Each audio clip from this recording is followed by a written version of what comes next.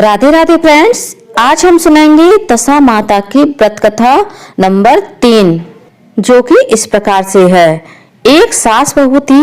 एक दिन सुबह सुबह सास ने बहू से कहा कि जाओ आग लाकर भोजन बनाओ, बड़ी भूख लगी है।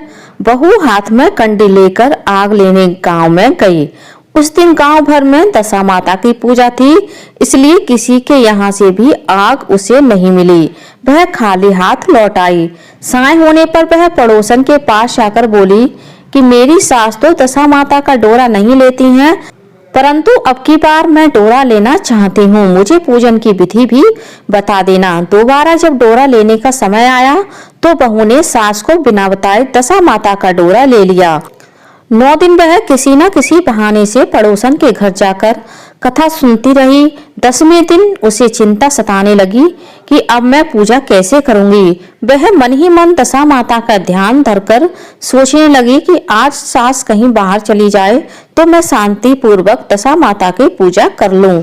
दशा माता की कृपा से सास बहू से बोली, मैं आज खेतों में जा रही हूँ, यदि मुझे आने में देर हो जाए तो तुम मेरे लिए खेत पर ही खाना ले आना।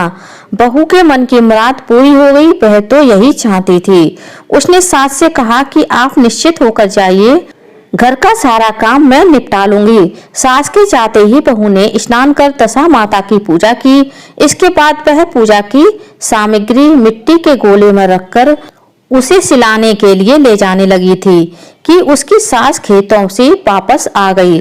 सास को देखकर बहू ने जल्दी से उस गोले को मटकी में छिपा दिया और उसने सोचा कि उचित समय पर मैं गोले को दही से निकालकर विसर्जित कर आऊंगी। सास ने आते ही बहू से कहा, तुम मुझे खाना देने क्यों नहीं आई?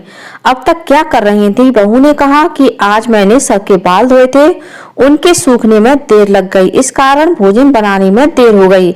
मैं थाली लगाती हूँ, आप घुस त्याग कर भोजन कीजिए। सास का गुस्सा कुछ ठंडा हुआ। वह पैर धोकर चौकी पर बैठी ही थी कि उसका बेटा भी आ गया।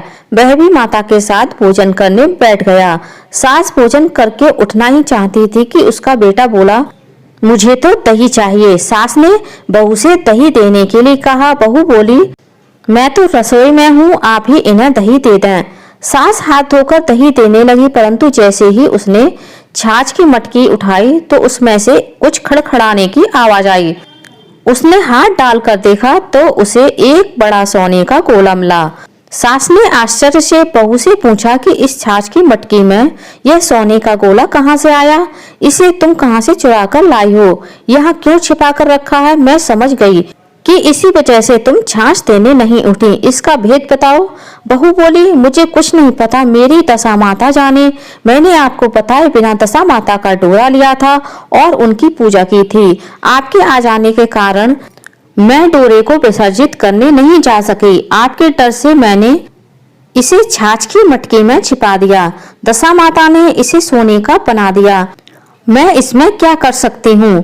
सास ने बहू को गले लगा लिया और कहा, अब मैं भी तुम्हारे साथ डोरा लूंगी और विधिवत व्रत और पूजा किया करूंगी। हे दशा माता, जैसे तुमने इनको दिया वैसे ही सब भक्तों पर अपनी कृपा बनाए रखना। बोलिए दशा माता की जय। फ्रेंड्स, आपको दशा माता से संबंधित सभी कथाएं मेरे चैनल पर आपको मिल जाएंगी। वहां से जाकर के आप वह कथा पढ़ व सुन सकते हैं। आपको मेरा यह वीडियो कैसा लगा कमेंट्स करके जरूर बताइएगा और चैनल को सब्सक्राइब कीजिएगा। धन्यवाद।